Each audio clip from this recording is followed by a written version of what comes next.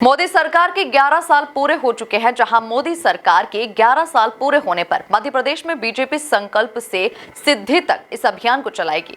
वहीं बीजेपी के इस अभियान पर सियासत का सिलसिला भी शुरू हो चुका है, जहां कांग्रेस ने बीजेपी के अभियान पर निशाना साधा।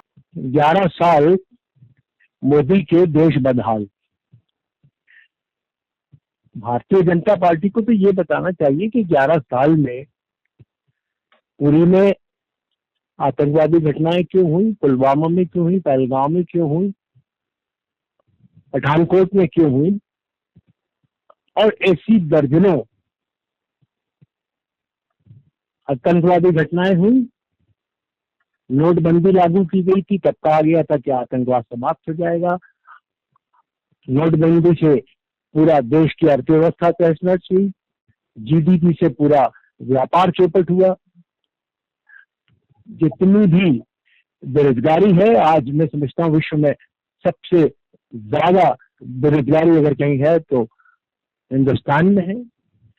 और आज हिंदुस्तान की जो बेरोजगारी है वो स्वतंत्रता के बाद सबसे अधिक, लगभग 46% है। महंगाई चरम पर है, लोगों की आमदनी बुरी तरह से घटती जा रही है। 80 करोड़ जनता 5 किलो राशन पर मोहताज हो गई है। पेट्रोल डीजल के दाम जो है सुरसा के मुंह की तरह बढ़ते जा रहे हैं। चारों तरफ हाहाकार है। और ऐसे समय बीजेपी कहती है कि हमारे 11 साल की क्या उपलब्धियां हैं वो हम लोगों को बताएंगे। उनको ये सब बताना चाहिए कि 15 लाख कहाँ है जो मोदी जी ने वादा किया था, काला धन कहाँ है जो मोदी जी ने वादा किया था सत्ता में आने के बाद। वो सब कुछ आपको बताना पड़ेगा जो 11 साल में आपने इस देश को पूरी तरह से बर्बाद करने पे लगा दिए। आपको ये बताना पड़ेगा कि देश के लगभग सारे प्रधानमंत्रियों ने मिलकर लगभग 50 लाख करोड़ रुपए का कर्जा लिया था, और 11 साल में आपने 2.5 लाख करोड़ से ज्यादा कर्जा इस हिंदुस्तान की जनता पर लाद दिया है। वो पैसा कहाँ गया? हमारे पोर्ट क्यों बिक रहे हैं? हमारे एयरपोर्ट क्यों बिक रहे हैं?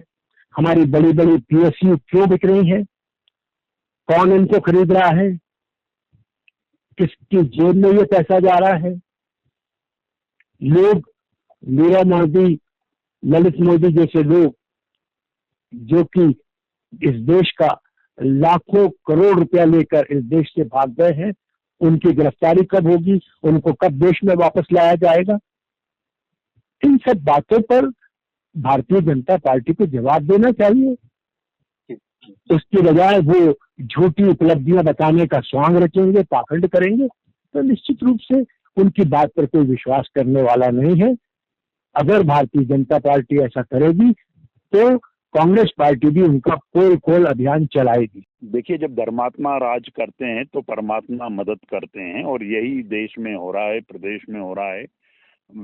विरासत से विकास की ओर हम अग्रसर हैं, और माननीय प्रधानमंत्री नरेंद्र भाई मोदी जी के नेतृत्व में आज देखिए पूरे देश में अनेक ऐसे काम हुए हैं जिनको जो मील का पत्थर साबित हुए हैं। और माननीय मोदी जी ने जो 2043 की विकसित भारत की जो कल्पना की है, उस विकसित भारत में मध्य प्रदेश अपना योगदान दे। हमारे डॉक्टर मोहन यादव जी सतत काम कर रहे हैं, सतत प्रयास कर रहे हैं, और आप देखेंगे कि जो हमारी योजनाएं हैं, डबल इंजन की सरकार है हमारे।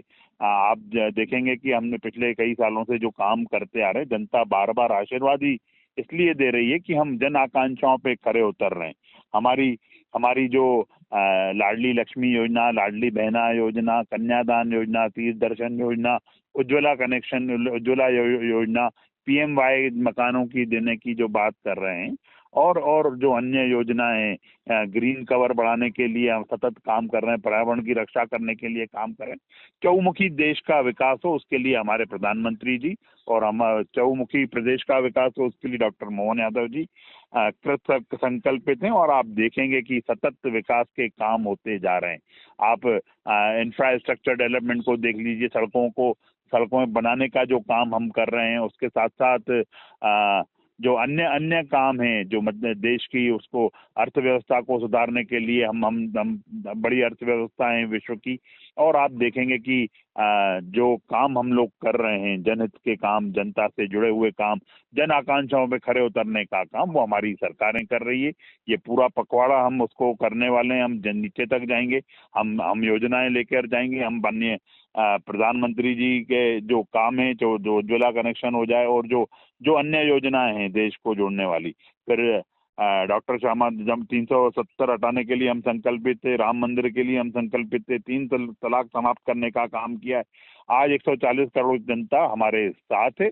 उस जनता के हितों का काम हमारे प्रधानमंत्री कर रहे हैं। 8.5 करोड़ जनता, मध्य प्रदेश की जनता के हितों के काम हमारे मुख्यमंत्री डॉक्टर मोहन यादव कर रहे हैं।